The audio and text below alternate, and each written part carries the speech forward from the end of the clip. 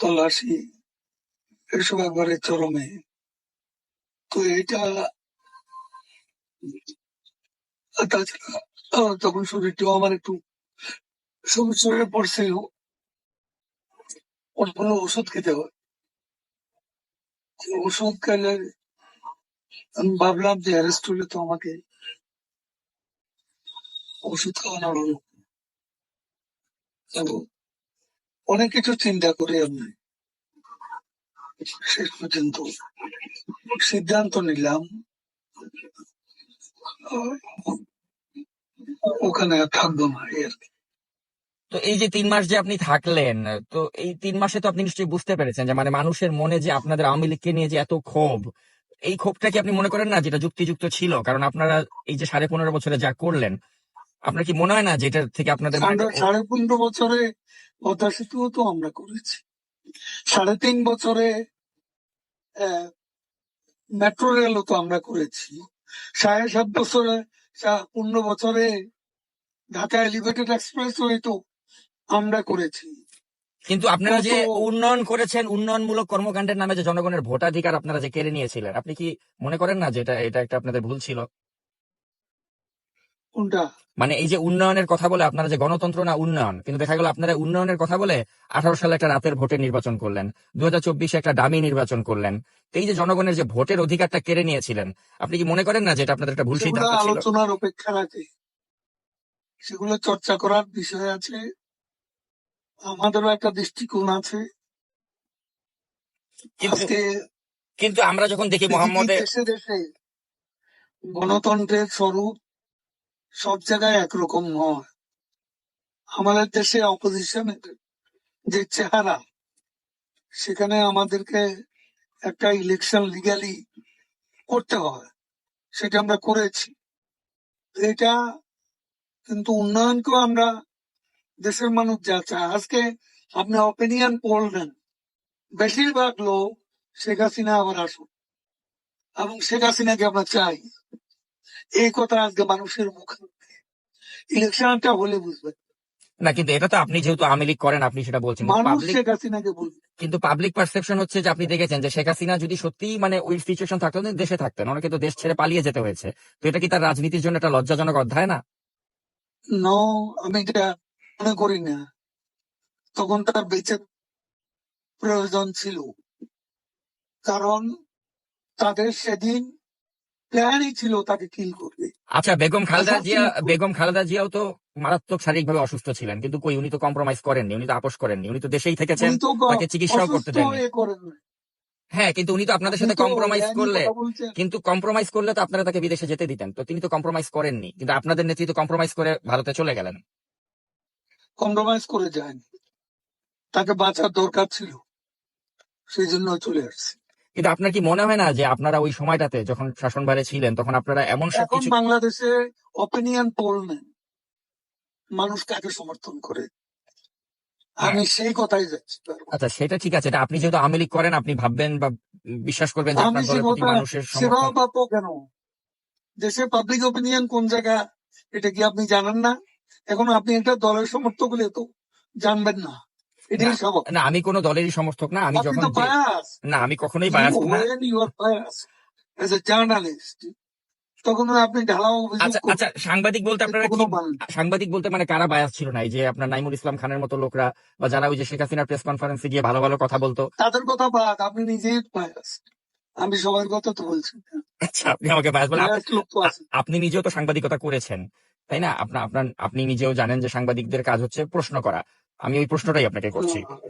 তো সেজন্য আমি, সে প্রশ্ন করে লাভ তো নেই, প্রশ্ন করে যা নেবেন সেটা লিখতে পারবেন না, কারণ আমি আওয়ামী লীগের যে সেটি, সেটা আপনি প্রচার করতে পারবেন না। আমি অবশ্যই প্রচার করতে কথা পারবো, বলার জন্য বলছেন। এবং আমি যেটা কথা আপনার সাথে হ্যাঁ, হচ্ছে পুরোটাই আমি আনকাট প্রচার করব। কিন্তু আমি যেটা জানতে চাই যে আপনাদের কি কি? এখনো কোনো অনুশোচনা বা আত্ম উপলব্ধি হয়েছে যে আপনারা যা করেছিলেন না, সেগুলো সে সঠিক কথা ছিল না? না। আমাদের আত্ম উপলব্ধি, আমাদের আত্মসমালোচনা থাকতে পারে, এবং সেটা নিয়ে আমরা চর্চা করব যখন আমরা দেশে যাই, এবং সেখানে আলোচনা করে ভুল হয়ে থাকে আমরা ভুল স্বীকার করব, সেটা দেশে বিদেশে বসে। কিন্তু দেশে কি যাওয়ার মতো বাস্তবতা আপনাদের হবে আদৌ? কারণ আপনাদের নেতাকর্মীরা সবাই তো মানে পলাতকই বেশিরভাগই, কাউকেই তো আমরা দেখতে পাচ্ছি না। আদৌ কি দেশে আসার মতো কোনো সিচুয়েশন কখনো হবে আপনার মনে হয়? The sun rises every day, but the night before, তো আরেকটা it প্রশ্ন was. করতে চাই, আরেকটা প্রশ্ন আপনাকে করতে এটা তো আপনি জানা, এটা এই ইংরেজিটার বাংলা। হুম, একটু ভাবেন, এ ধরনের অবস্থা থেকে we can get out of this মানে আপনার enemy position. হুম এখন আমরা যে অবস্থা আছি, we can get out of the gutter. হুম আমি সেটাই মনে করি। না সেটা ঠিক আছে, আসলে আপনি গাটারে পড়ে গেছেন, গাটার থেকে you can get out of the gutter, ওই বিশ্বাসটা আপনার আছে, কিন্তু কথা হচ্ছে এই গাটারে আপনারা পড়লেন কেন? হ্যাঁ, এই I এই can এই get এই- out এই- of the gutter. হ্যাঁ, তো ওই উপলব্ধিটা কি আপনাদের হয় যে এই গাটারে পড়লাম কেন? গাটারে পড়েছি নিজেদের স্বেচ্ছাচারিতার কারণে, ভোট চুরি করে ক্ষমতায় থাকার কারণে, অপোজিশনকে কোনো স্পেস না দেওয়ার কারণে। তো এই উপলব্ধিটা না আসলে কি আপনি মনে করেন যে বাংলাদেশে আসলে রাজনীতিতে প্রত্যাবর্তন করা সম্ভব?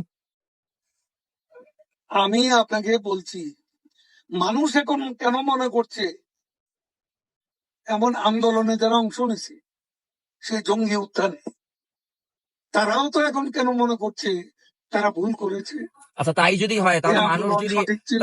মানুষ যদি আপনাদের পক্ষেই থাকে তাহলে আপনারা কেন দেশে আসছেন না? সময় হলে দেখবে।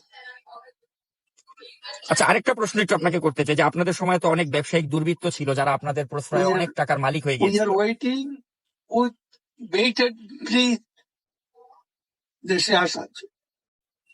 আচ্ছা, Bated breath, আচ্ছা, তো এই যে আমরা আসবো। আরেকটা প্রশ্ন করতে চাই আপনাকে যে আপনাদের সময় তো অনেক ব্যবসায়িক দুর্বৃত্ত, তারা হাজার হাজার কোটি টাকার মালিক হয়ে গিয়েছিল। এমনও ব্যবসায়ী ছিল বসুন্ধরা গ্রুপের মালিক, সে বলেছিল যে মৃত্যুর আগেও শেখ হাসিনার সাথে আছি, মৃত্যুর পরেও থাকবো, কিন্তু তার পত্রিকাতে এখন দেখছি আমি আপনাদেরকে একটা এভাবে কথা বলি, সমালোচনা হয়। তো আপনার কি মনে হয় আমি না যে এরা বারবার এই আপনাকে যে একটা এত কথা সুসময়ের বলেছি, পাখি আপনারা তৈরি করেছিলেন, যারা এখন আপনাদের বিরুদ্ধে তাদের পত্রিকা মিডিয়াকে কাজে লাগাচ্ছে, এটা কেমন লাগে আপনার কাছে? আপনার এই চেহারাটা, এই বক্তব্যটা কোথায় যাবে যদি আমরা ফিরে যাই? তখন আপনার খুশি হতো বল। মানে কি আপনারা আবার ওই প্রতিহিংসার রাজনীতি করবেন যে যারা সমালোচনা ওই তো করছে? এখন একটু এসেন, একটা নিজের রাজনৈতিক একটা ক্যারেক্টার আছে, সেটা প্রকাশ ঘটাচ্ছে। না, আমি সাংবাদিক হিসেবে আপনাকে জাস্ট প্রশ্ন করছি, আমি কিন্তু কোনো আমার you are not journalist, you are bias, partial journalist. আচ্ছা, তাহলে বায়াস কে না ওই নাইমুল ইসলাম খানের মতো লোকরা? জার্নালিজমের একটা নিউট্রালিটি থাকে, এটা আচ্ছা, আপনার নাই। আপনি তো অ্যাটাক করতেছেন একটা পক্ষ হইয়া। ইউনুসের লোকেরা যেভাবে বলে, ফান্ডামেন্টালিস্টরা আজকে যেভাবে আমাদের বিরুদ্ধে বলে, আপনি তাদের সেই চিন্তা চেতনার প্রতিধ্বনি করছেন। আচ্ছা, এই ধরনের আমার সাথে কথা বলে লাভ কি? আর আমাদের দল নিষিদ্ধ, এখন আপনি এটা তো প্রকাশ করতে পারবেন না। না দরকার কি আমার ইন্টারভিউ? না, তারপরে আমি যেটা জানতে চাই আপনার কাছে শেষ পর্যন্ত, যে মানে আপনাদের কি মনে না, হচ্ছে আমার না যে জানার দরকার নেই। যে আপনারা জনগণের না, কাছে I don't want to talk to you. আচ্ছা আপনি প্রশ্ন করছেন, তো প্রশ্নের মধ্যে আপনার পার্সিয়ালিটি প্রকাশ ঘটাচ্ছে। আপনি একটা পলিটিক্যাল ক্যাম্পের সাথে জড়িত, সেটা প্রকাশ ঘটাচ্ছে। প্রশ্ন এইভাবে করে না, একজন নিউট্রাল জার্নালিস্টের প্রশ্ন এরকম হয় না। আচ্ছা, শেষ প্রশ্ন আপনাকে যেটা করতে চাই, তাহলে আপনারা কি কখনোই জনগণের কাছে আপনাদের অতীত কর্মকাণ্ডের জন্য ক্ষমা চাবেন না? আমি সে কথা জবাব দিয়েছি, শুনতে পাননি? আচ্ছা, আমরা যাই করব দেশে গিয়ে করব।